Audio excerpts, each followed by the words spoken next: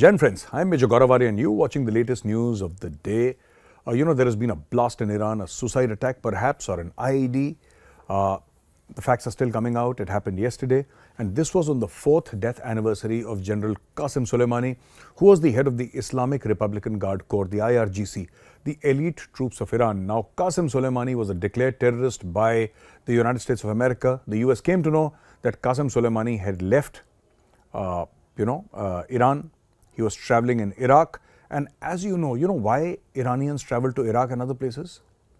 Because they fund these various terrorist groups. Not many of you would know, but Iraq is also a Shia majority country. It has traditionally been ruled by Sunnis in spite of being Shia majority, but the fact of the matter is Iran is Shia majority, Iraq is also Shia majority.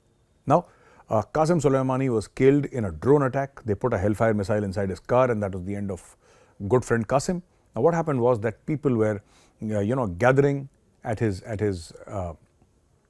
tomb or mazar, and they were, remembering him on his 4th death anniversary. Somebody rigged a couple of explosives. More than 100 people died. My heartfelt condolences to the innocent people who died. It's very painful. Death is painful everywhere, whether it happens in China, in India, in the US, Iran, wherever. Especially death of non-combatants and civilians. The Iranian government has said that we will find out the terrorists who are responsible, and people are saying that maybe the Islamic State did it, Daesh did it.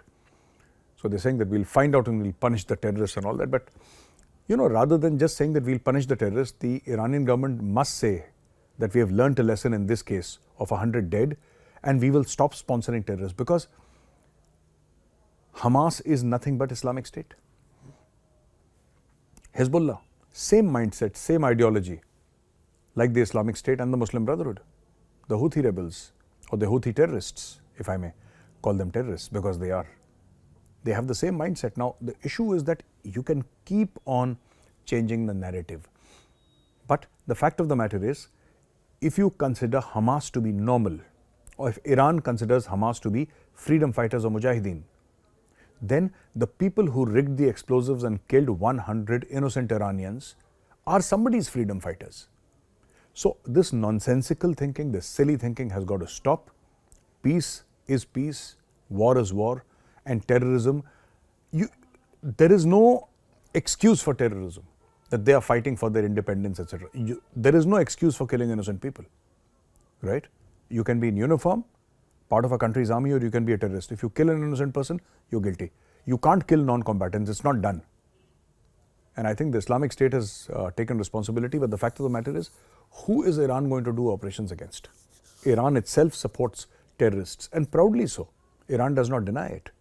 Yes, they say, we did not have anything to do with 7th of October, right? Iran says that we did not have anything to do with 7th of October. But they admit to the fact that they created Hezbollah, they fund the Hamas, they fund the Houthi terrorists. So there it is. In another news, ladies and gentlemen, it's about Vivek Ramaswamy. And Vivek Ramaswamy, he's a presidential hopeful.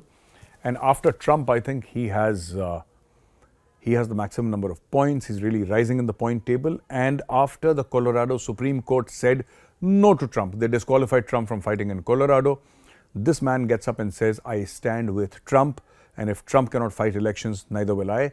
This gave him a lot of points with a lot of people, and people said, hey, this guy is a man of integrity. I'm talking about Vivek Ramaswamy here.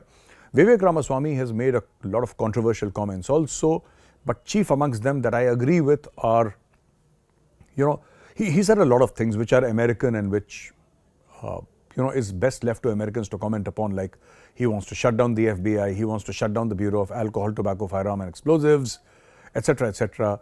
But I agree with two things. First of all, he said that young children should not be able to access social media. I think that is absolutely correct. Social media corrupts the mind.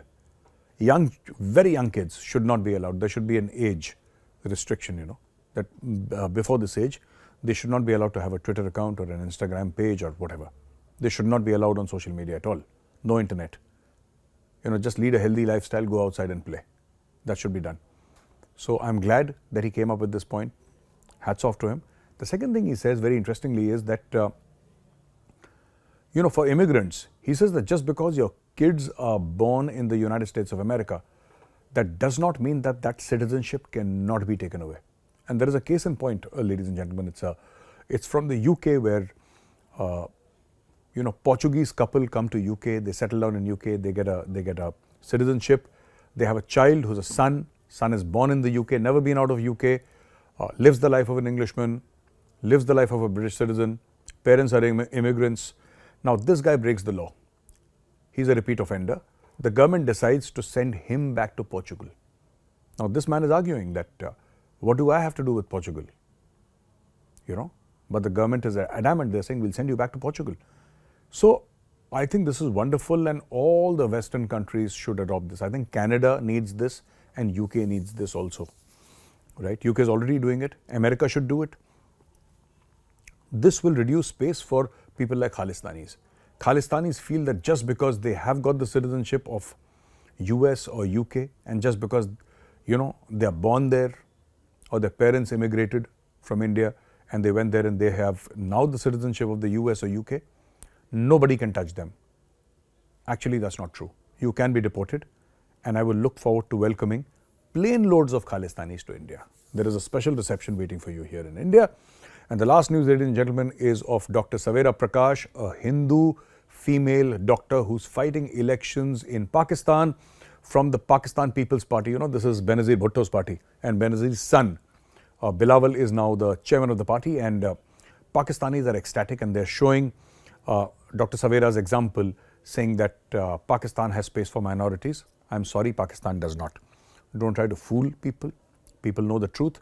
Thousands upon thousands of Hindu and Sikhs, young women, girls are kidnapped. More than 1,000 were kidnapped in 2021 and 2022 per year. More than 1,000. They were raped. They were married off to elderly Muslim men, and then they could not revert back to Hinduism because apparently, according to the Pakistani Maulvis, this is not allowed in Islam. Once you convert to Islam, then you can't go back to your original faith or any other faith for that matter. Once you're a Muslim, then doors of conversion are closed to you. Now, but this is a case of forceful conversion. He said, no. The girl actually wanted to convert to Islam. The girl is 12 years old. She's a Hindu girl, 12 years old. She does not know the difference between Hinduism and Islam. She's 12 years old. She's a kid. But you know, such things happen in Pakistan, and this is my advice to Dr. Savera. CAA is becoming a reality very soon. I would advise Dr. Savera Prakash to apply for citizenship and with her family shift lock, stock, barrel to India.